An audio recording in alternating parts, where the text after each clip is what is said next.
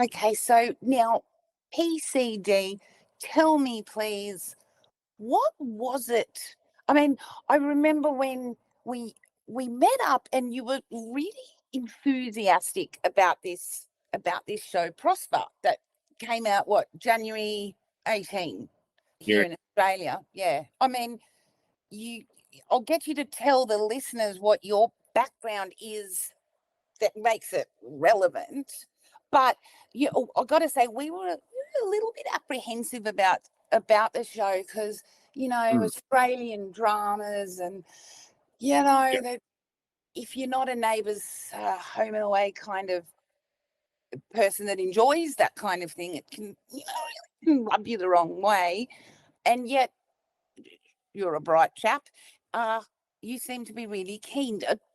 Tell me, yeah, tell us, please, like, a little bit about your background, but then, yeah, what you overall kind of grabbed you about this show.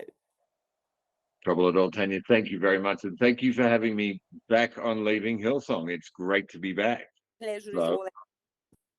thank you, my lady. So for the regular listeners, of course, your regular listeners will know a bit about my story. But for the new listeners, as a young man at 16, I joined 16, I joined Hills Christian Life Centre then out in Castle Hill, just up the Windsor Road from Tony Packard's. And I was there for a number of years.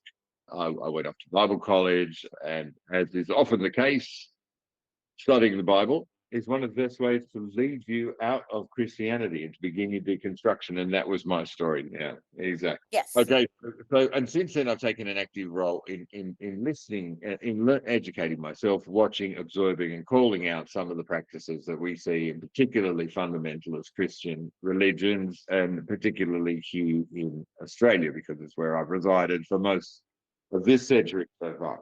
And Prosper snuck up on me a little bit. So when I saw a billboard for Prosper, I immediately had a little bit of the Kath and Kim cultural cringe, and I was a Okay. little bit Yeah. defensive. You mentioned, I thought this could go one way or the other.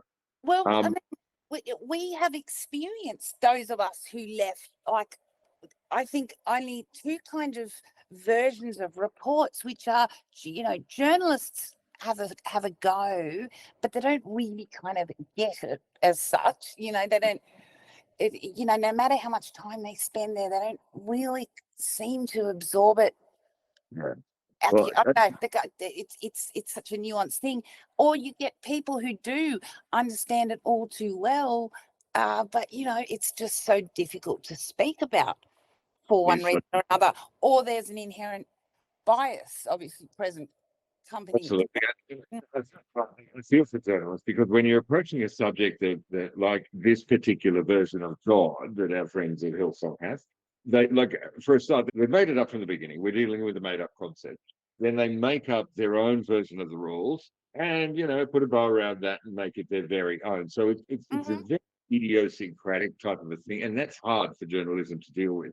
And when you come to an organisation that is going out of its way to deliberately obfuscate their finances, their internal disciplinary actions, their problems, their scandal, all of this stuff. It's really difficult, especially for young journalists who tend to get thrown, these, let's go see the whack job snake handlers up the road. Let's give the editor will hand that one out to the new Yeah, one. yeah. So yeah, but you're right. I've been so excited about it, and I'll put aside being such a huge Rebecca Gibney fan, and of course, Ah, who doesn't love Rake? But I was so amazed at just how clever this is, and I've watched it 5 times now. I 5. got Wow. All 5, right. and each time I watch it, there's more stuff that comes out, and I'll talk to Now, more people, what community, what is myself. that about? Why are you revisiting this 5 times? Well, it's I need to be careful. It's not like when you go and see, it's like Star Wars, for example, that you see something new every time you see it, or whatever it is. Movie that does that for you. We all have a movie that we see something new. It's a Hmm. little bit that the way it's very very clever. And mind you, I want to give all of your listeners a heads up. There are major spoilers. Tanya and I are going to be Yeah. the Sorry. well, Not yeah, we're sorry. we're going to be letting cats out of the bag all over the place tonight, fortunately. Yeah. Skip Yeah. forward to I what they've done. mean, it's been out now, so enough people will have had a look around. And the question, the main question that's coming back, of course, is who's the leak, right? Like, Is the leak. because And as you're that's saying, there's some details, some finely woven in details in this thing that, the way uh, the way the scriptwriters have worked with whoever the leak was is really quite amazing. What I mean by that is, for example, to avoid what they will do is rather than directly parody something that's happened or document something that's happened in a documentary type style within Hillsong, what they'll do is they'll parody a situation that brings you to the same points. So if you go into this series looking for oh, well, Brian didn't do this, or such and such didn't do that, or that's not the way this thing works. What it will do is, and I'll use one example, there's a storyline within the first episode that is not a direct parody of the direct events for a blow-by-blow description of what happened when Brian got confused and wound up in the hotel room next door, and he actually thought the woman that was in there was in his hotel room and not the other way around. That's happened to all of us, right? But anyway, they don't do that.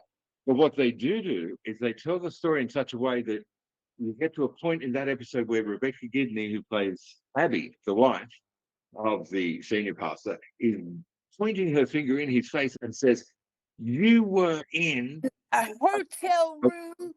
you were in a woman's hotel room after dark who was not your wife." So the point being that the story is, not the same. And people might feel a little disappointed by that, but then it brings the point. It's the same lesson. You're in a hotel room at night with a woman who was not your wife. It was not. Well, I want T-shirts. Do you know what I mean? It's fantastic. I'll check out the merch shop afterwards. I think We'll have to put in some kind of appeal to the actors because I mean, these leaps and bounds from. I've had journalists the whole way through my time being like, we want to be balanced and we don't want to take pot shots at people's face because it's very precious. No, that's not what's happening here. They're just the gloves are off. So you've got that particular mechanism that they use, which is great. And people that, if you haven't seen it, and it has been 4 weeks, which means all of our free trial subscriptions are about to expire because the good people they do offer a 1-month trial. So, if you want to have a look. Don't know where else. I don't know where people in the US can source it. I think it is on Stars in the UK. They use that methodology, and the other thing they do is they don't want to get sued, so they don't tell the story directly, but they give you the points. Oh, sorry. So they use that plot mechanism of telling the story opaquely, but nailing home that point. A woman who was not your wife. The other thing that they've done, and they do that repeatedly, it's really good. The other thing that they've done quite clearly is as you watch it, you can tell that the person who is the leak, whoever they are, has used this as a vehicle to literally to poke at the Houstons as they sit and watch it themselves. It's sending messages that are so on the inside. And again, a little bit, but the details are included in this documentary, in this series, that you think, well, why would they include that detail? There's no there's no, it doesn't narrative, doesn't carry the narrative forward or the plot forward. There's no plot mechanism. I mean, not a plot mechanism, a plot mechanism. It really has no reason for being there. And my take on it is that it's a way of the person who has leads. Oh yeah. Script writer to send a very clear and a very personal message, and often often personal messages are in a very public way. So it sure beats Twitter at 2 a.m. on the Scotch, which is as nasty as it got. Now, please bear in mind, we know all the leaks. Like I know the leaks that I've asked them. Are you the leak? there's a fair bit of shock because it is a very personal Yes. series. There's a lot of, There's a, really personal storylines, and we'll yeah, go through them and yeah. And give them a tick or a cross or whatever. But without revealing too much. But it does make me wonder. yeah, It does make me wonder, Tanya, if maybe the leak is a bit of a collaborative effort. That well, there may that's interesting. people Okay. at the table of the Last Supper, for example, right? There were 12 people sitting there. It was a collaborative effort. So, maybe the leak is a bit of a collaborative effort because it does span personal detail, business details, and family details that are so intimate. Yeah. That have, Yeah. I mean, some of them have taken me years to kind of dig out or be told. And, And a lot of them just have never been public knowledge before. they've, Yeah. so Now, if again, I've always somebody, or as you're saying, maybe an entire board of people are directing it. Who knows? and So, but the thing, yeah, if I could sum up the two things into one, I'd say we know, right? We know that we know as human beings that things that are done in private and expect to remain in private, the business is conducted. We conduct ourselves differently. Things are done differently when people believe that they will always be done in secret. So it is a good thing. It is always a good thing when these types of details come out and we actually get to see what what is at the heart of people, what kind of people they are, which is a question we've been asking ourselves for a long time. What kind of people are these? That they dribble about. and there's all kinds of details that are shared. I mean, as an aside, Yeah. there was a letter that the HR guy that had been there for 35 years, a guy called John Mays, had written. Basically, when Brian came out with his I forgot my key and I didn't know something, that stuff. I thought I was in my room. And this guy, John Mays, who you've probably not heard of because he's a low-key kind of HR kind of guy, apart from his being the No, father of Jason Mays, who's a little bit more famous, but we'll no leave rings that about. alone for now. So John Mays had written this letter in just saying this is garbage, this excuse that you gave. He said, Brian Houston considered himself beyond disciplinary boundaries and defied them without further recourse from those responsible for his discipline. He said, employees of the church were asked to believe insulting dribble put out by the board to explain Houston's alleged visit to a woman's room at a conference in 2019. Now, my understanding is that John Mays had written that to 3 people. And it Wow. was leaked to The Guardian by one of those people, What a stuff. who I wonder if they're the same leak. I almost understand what went through the minds of the people on the board by issuing this insulting dribble, because let's face it, they would have a reasonable expectation that the congregation would be immune to insulting dribble, or at least those that attended Brian's Sunday morning Honestly, each and session. look forward to it really on a weekly.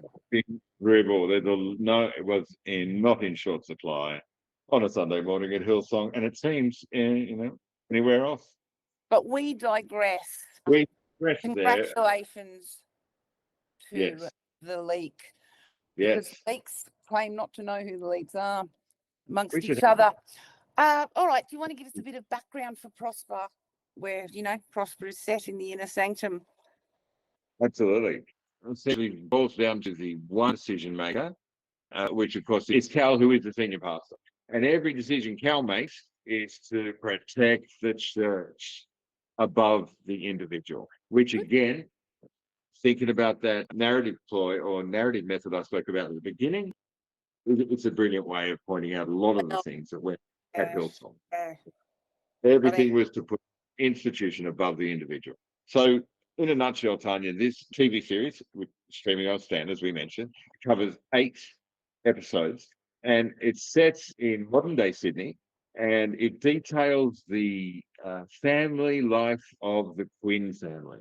it goes into their inner sanctum. The Quinns being Cal Quinn and Abby Quinn. They are the senior pastors of New Star Church, which they started here in Sydney. And it's set in the contemporary modern day. It puts a spotlight and really turns up the volume on the incredible wealth that these people have. Something that comes across quite clearly. The dysfunction within the family, those issues are part of the narrative, very deliberate part of the narrative, and articulated quite deliberately. It also touches on the issue of what has transpired within that family and the results and the impacts of their own actions, and what the gap between that thinking and the gospel, the common understanding of the gospel is. You mean the hypocrisy of the Houstons? The hypocrisy of the Houstons. So, I mean, just jumping back to that wealth before we just step aside. I mean, we spoke about before we were recording, like having to actually look at the magnificent home on the beach that was their family home in this show is so very different to okay, yeah, the Houstons have got 2 apartments on Bondi Beach worth $2 million. You read it in the paper, but you read the news paper. But to actually watch them live and socialize and entertain and do that kind of stuff is very different. And again, quality, hats off to the production quality of it. It does show you all this. It focuses on the places that they live, like you said, not just the outside, but the inside. It focuses very deliberately on the clothes that they wear. If you look, you can see that the great attention has been given to what the characters are wearing, what the protagonists are wearing. And a couple of characters that go through a character arc during the series, you watch their clothes change, but also down to the cars that they drive. Like, I mean, I knew you get maybe a flash of the Bentley badge on the front of Pastor Cal's car, but that he drives a 2-door Bentley Sports, and that's worth, it's very well done. I'm told that the lineup of those black cars at the beginning, I'm not good with cars, all lined up right at the start of the show is a direct comment as well. It's another thing it does really well is it highlights, as I said, the incredible sibling rivalry between the 2 natural-born sons and the natural-born daughter and their spouses. Right? So the first wife, the daughter has a husband, and the husband of the daughter and the firstborn son, the most incredible sibling rivalry. They are. It's almost like trying to figure out how to get 10 minutes with Cal when the other one's stuck behind the barbecue or stuck talking to a parishioner or running with it. It's amazing. They are constant. The machinations, the Machiavellian machinations behind the scenes there are really well done. And of course, everything in this family is centered around, as I said, the preservation of the institution. But it's set at a time when the church is expanding into the American market, which, of course, is the largest evangelical market in the entire world, doesn't it? And it's a real eye-opener. It's razor sharp in terms of the way it brings all makes its points. Okay, sorry. So yeah, it's really, really well done. Prosper, it's a razor. It brings into razor sharp focus just this very, very damaged family, and how mucked up they are. To give credits, it was created by Matt Cameron and Jason Stevens, developed with the support of Stan Lionsgate, Screen Australia, Screen New South Wales. Prosper is written by Matt Cameron, Liz Dorian, Louise Fox, and Belinda Chaco. The series is directed by Jennifer Leakey and Sean Wilson. We should throw a dinner party for those people, and I would love to hear that. Maybe we could have an open mic at that in the Flowers or something. I would love to hear the conversation there. Send an email. If we've got to be some of the finer connoisseurs of this material, and agree.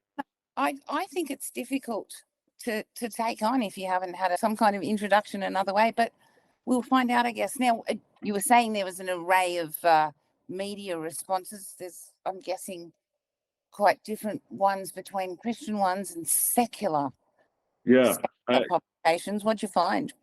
definitely. I do apologise. I don't have my sources.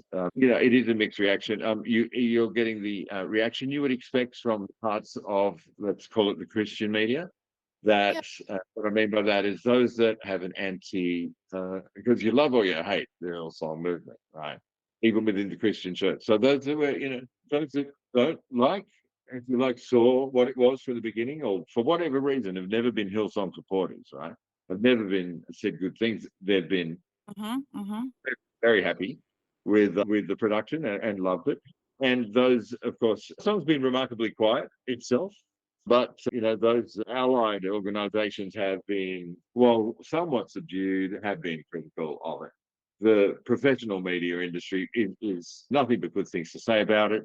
Of course, there's a couple of people in there that would say, and I'd agree with them, that I think that Richard Roxborough is an amazing actor. But wait till you see him live on stage, right? Because once you've seen Richard live on stage. Where's he live on stage? Sorry. When you see him live, when you see him doing Shakespearean theatre, for example. Oh, okay. So he's a Shakespeare. I see what you're saying, right? Such a presence, such a presence. But that's it. So it's been well received. It has been well received. Well, I hope it gets up, because I don't know. I really didn't take to Righteous Gemstones. Others did. I found it a little bit over the top, except that they did have a plot line where cash was found in the wall, and then that turned out to be, true in Joel Osteen's church. They found 600 grand in the wall or something. So, who knows? Enough to make you want to take your wallpaper down. But, it does a good job. It brings together compelling characters, the intricate themes, strong performances from everybody right across the entire cast. So it's really good. It is good. It's a standalone show with everything else aside. When you say a standalone show, you mean for people who've prior had no interest or knowledge of mega churches? And we probably should throw in there that I think the creators have not stated this is about Hillsong. It's just that you could say it's so apparent. Even the use of the name Quinn. One of the remaining pastors there, Donna Crouch, who's married to the chairman of the board, Dr. Stephen Crouch, who's a doctor. He's got a doctorate. He's the chair of the board. Her name was Donna Quinn. So out of all the names, you're absolutely right. They chose that. And look, when you Google it, is Prosper about Hillsong? It pretty much comes up as yes. So we are that. I used to sweep up after Sunday morning service with Donna every now and then. Yes. Did she marry a medical doctor? No, she married he's got a doctorate of accountancy, which, has all kinds of implications and questions for the finances of Hillsong. But tell people who don't know, or, can people recommend this to friends who don't know about churches, or is it just a hate fest on Hillsong PCD? No, I'd say it's a standalone, and it stands on its own two legs. Right? Solid script writing, believable characters, great character arcs across the series. It builds in intensity, and it builds in the way that it sends its messages to you, and then by the end you feel like you're in a tornado. It's really, really well. So you could go along and watch it and not know a damn thing, and think, that's really interesting. But of course, those of us in the know, that's good television. They think, oh, that's great television. I enjoyed that, or they didn't enjoy it. It stands on its own 2 feet. But for those of us in the know that have a little bit of knowledge as to some of the shenanigans that have gone on over the years, then it's got that bit of extra, hook in the mouth, so to speak. Yeah, it got me hooked. Yeah, I must say I'm a little bit surprised as to how hooked you got, but that's fantastic. Let's have a quick look at the characters before we dive into the episodes. And, we can't go over each one of them. We won't go over each one of them too thoroughly, but they are each so very poignant and interesting. And again, look, it's not like Hillsong was the only Pentecostal or charismatic mega church to have scandals like this. They're far too common. I'm sure, there's many churches that people might be saying, actually, that's my church, thanks. But Exactly. an And there's Australian production with a such a man with variety. You couldn't even get them all. Well, you couldn't put them in an 8-part miniseries. Just ask Jimmy Swaggart. But well, that's it's good. like, it is. It's kind of like, and if all the sins of the megachurch pastors were written down, they could not be held in all the books of the rest of the world. Remember the good deeds of Jesus. Absolutely. So tell us. Sorry? Yeah, let's do the characters. There had been comparisons to Succession from HBO. I think there's comparisons as well. But yeah, it's the same story in one sense, right? There's a family that whose values become skewed, and people do outrageous, unethical things because they place an institution above individuals. So it's the same story. And so yeah, I think that's a good comparison. they do it because they can, I guess. All right, so just briefly, as you mentioned before, the senior pastor is called Cal Quinn. He's played by Richard Roxborough, who you mentioned as well, played a character called Rake, who was based on a very high-profile barrister in Australia called Charles Waterstreet. A brilliant man. Interesting man. Yeah, and colourful, let's say that. His wife in the show is called Abby. She's played by Rebecca Gibney. Now, was she a country practice? She was a country practice, Yeah. and I think the word is the immortal Rebecca Gibney, but that's just showing my bias. Yeah, she was. She's a well-loved, well-known Australian actress from a soap opera from a long time ago. This is the best I've seen her. And the looks on her face, like those real fake Bobby looks that she gives, her smiles and stuff, and just fantastic. Yeah. Evita F, that was. Now, Eli. Oh yeah. Eli. They've even got, and I found this a little bit on the offensive, perhaps, because the general manager guy, the financial controller, has Eli. this funny accent. The Hillsong business manager has a difficult to pronounce name if you don't know it. So it all seems. Well, and Eli also interestingly owns the local church associated business, which is a coffee shop, which features as part of it. Yeah. Absolutely. So, which the coffee is famously bad in the TV land, but which I found interesting. But yeah, that's Eli, who's the church administrator, and does seem to have his fingers in every pie, doesn't he? And at the end, doesn't he come out as quite the shiny good guy? Yeah, absolutely. Makes me wonder if the thought crossed my mind as well, Tony. Yeah. All right, so their kids are Dion, played by Ewan Leslie. Taz Quinn is the wife of Dion, played by Ming Shu He. Issy Kalani is the only daughter of this couple, played by Haley McCarthy. Benji Kalani is her husband, an American husband. And you know what? The Houstons only have one daughter, and she married somebody who wasn't Australian-born, Aussie, Caucasian. He's from New Zealand, and but he plays an American and does play Benji, and is a little bit handsome, I noted. But that's all I'll say about that. He's married to Peter Tognavallo. He's Fijian, and I think he was the apple of Brian's eye initially. Looks like such a football player.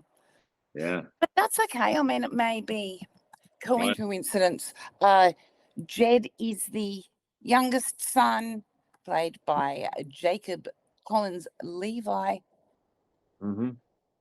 Moses is there. So there's 4 kids in this family, and Moses is youngest and is the adopted child. Again, you know, I don't think we can overlook race. It's definitely an issue and a class issue in Hillsong, and who gets awarded what roles, what jobs, what kind of status. So, you know, Moses is also not Caucasian and he's adopted. So there's a lot of othering going on there.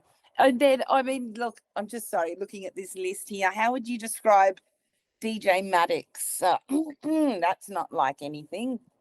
Yeah, and again, when you think back to that, when I talked about the narrative mechanism that they use by parodying certain situations, DJ Maddox, the DJ is an American character, and he is substance abusing to the groove type character in his early 20s, and you know, let's just say it, he's very Bieber-esque, but not.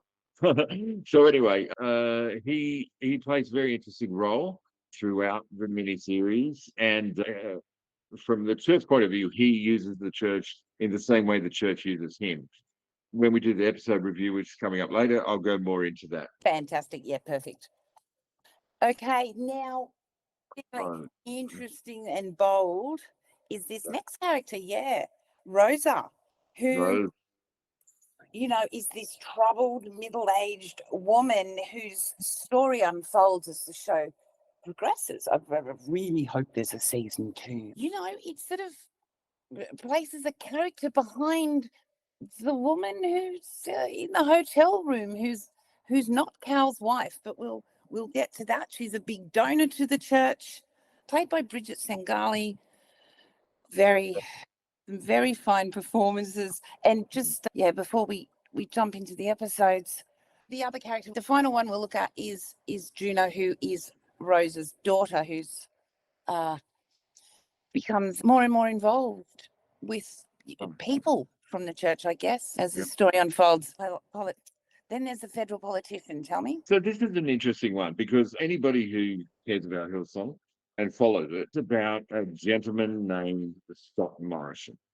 Now, there is a federal politician that actually appears in the miniseries, and he appears in every single episode. But those that are looking for a direct Scott Morrison model, or you know, some sort of not the same. This character, a bit like Juno, actually, is mainly there, like very prominent in every episode, but mainly there to, you know, to carry the plot forward and to ensure that some of the issues, make sure the issues, you know, land where they need to be. So not belittling those characters, but it's definitely not Scott Morrison. More of a, you know, more there to carry the plot forward, but very interesting. So the existential crisis is this, and of course the last character in it is, of course, the church itself, U-Star, because it's, in a very big way, it is a character in itself. Its existential crisis is that the federal government is passing legislation to crack down on tax exemption for those institutions that are taking advantage of those tax exemptions, not doing the right. Clearly a wish and a prayer from the creators. I mean, this is so current, so right now in Australia. It's awesome. Like, huge round of applause there. I also saw Shadows of the Leaker in that. You know. The whistleblower, you mean, from documents dropped in Parliament? Exemptions and falsifying records, and we're just going out of its way. Not like I saw Shadows of the Whistleblower, but I mean, again, that's just, you know, we humans love recognizing patterns and taking guesses, right? Oh, so we came up. We got. I mean, this is some thinly veiled stuff at times. Let's be honest. And I mean, some of the lines seem to have come directly out of people's mouths that, you know, are such private conversations. All right, let's begin